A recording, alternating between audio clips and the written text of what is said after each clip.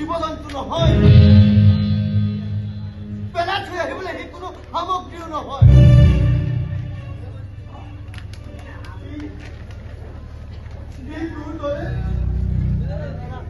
মোৰে সন্তান দেখাই শুনাই ডাঙৰ ভগৱানে তাৰ সেই মগজুটো সৰু কৰি দিলে কিন্তু অন্তৰখন বৰ ডাঙৰ কৰি দিলে আৰু তোক দেখাই শুনাই আৰু মগজুটো ডাঙৰ কৰিলে সঁচা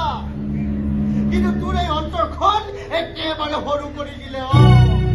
একেবাৰে সৰু কৰি দিলে নিশ্চয় তোৰ পংগু ভাইৰাছৰ প্ৰতি তোৰ অন্তৰত কিমান ঘৃণাই বাহ লৈছে তাক মই আজি ভালকৈ উপলব্ধি কৰিছো তোমাৰ এই স্বভাৱটোৰ বাবে দিনক দিনে তাৰ উদ্ভাৱ আৰু বাঢ়ি গৈছে সি যদি কাৰো একো অনিষ্টই নকৰে তেন্তে মণি কিতাপতো সি কিয় ভাবিছে তাক সোধা কিয় সি ভাতৰ কাঁহীখন কৰবীৰ গালৈ দলিয়াই দিছিল তই মণি কিতাপবোৰ ভালি পেলাইছ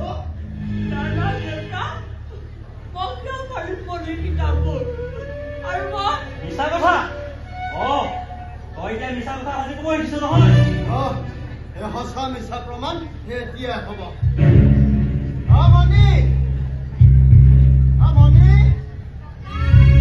শুনাচোন এফালে আহাচোন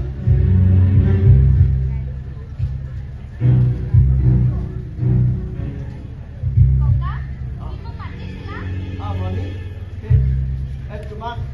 পঢ়া সময়ত খুৰাই আমনি কৰি থাকে নেকি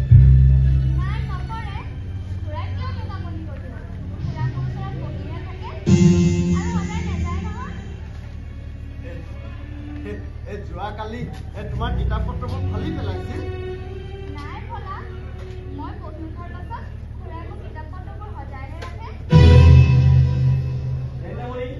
তোমাৰ টেবুলৰ ওপৰত থকা ফলা কাগজ পত্ৰবোৰ কিহৰ আছে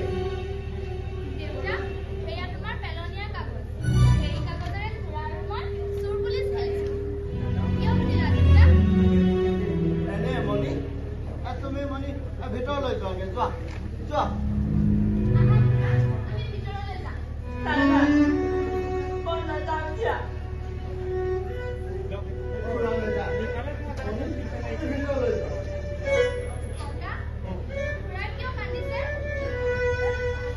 আনন্দতে কান্দিছে মণি আনন্দতে কান্দিছে তোমাৰ মাৰ আৰু দেউতাৰাই কিমান মৰম কৰে তাকে আমাৰ আগত কৈ কৈছি সেই আনন্দতে কান্দি দিছে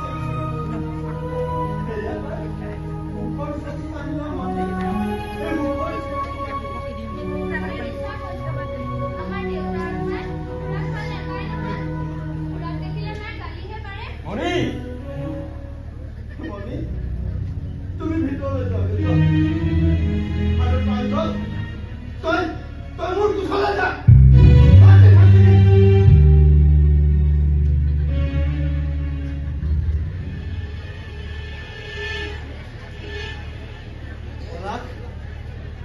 মণিয়ে কি কৰিব শুনিলি ইয়াৰ পিছতো আৰু তোক কিবা প্ৰমাণ দিব লাগিব ঘৈণীৰৰ কথা শুনি মিছাতে পংগু ল'ৰাটোক মাৰধৰ কৰিলি আঘাত দিলি যোৱাকালি ভাতৰ কাঁহী পুৰুষ নিজৰ বিবেক বুদ্ধিক ঘৈণীৰৰ ওচৰত বন্ধকত থৈ পংগুৰ ভাইৰাছৰ ওপৰত শাসনৰ বাগজৰি লগাব তাক শাসন কৰিব নালাগে শাসন কৰ তোৰ ঘৈণীৰৰ উচ্ছৃঙ্খল স্বভাৱটো ঘৈণীৰৰ চকলেটি শুনি এই ঘৰখন ধ্বংস নকৰি দিবি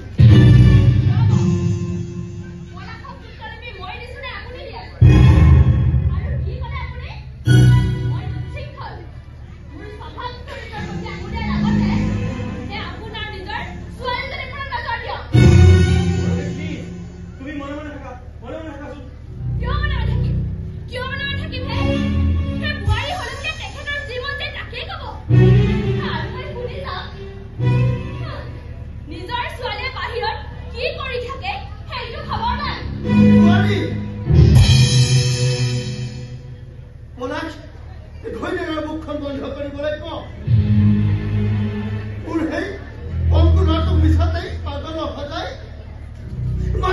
নিৰ্যাতনটো দিলে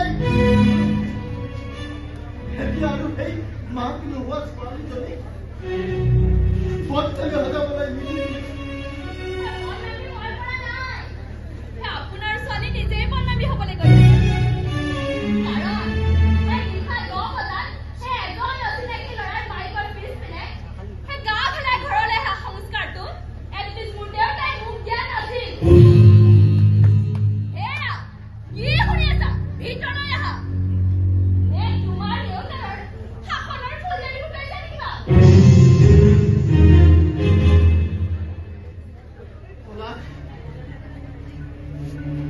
তোৰ সন্মুখতে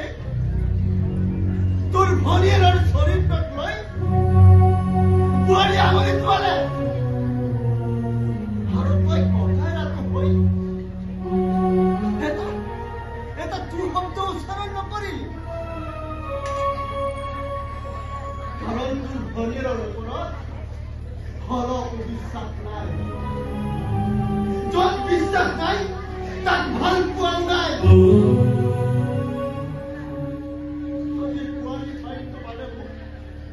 যিমান আঘাত দিছে তাতকৈ আঘাত পাইছো তোৰ এই মৌনতা দেখি তোৰ এই মৌনতা দেখি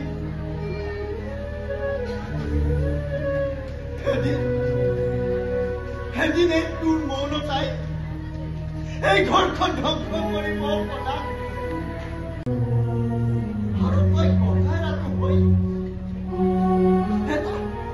এটা তোৰ শব্দ উচ্চাৰণ নকৰিলি কাৰণ তোৰ ভনীয়েৰৰ ওপৰত অলপ বিশ্বাস নাই য'ত বিশ্বাস নাই তাক ভাল পোৱাও নাই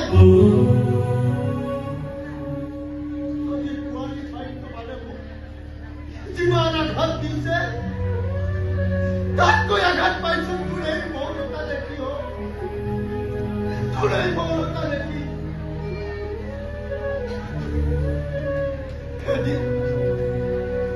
এদিন এই তোৰ মৌনতাই এই ঘৰখন ধ্বংস কৰিব কথা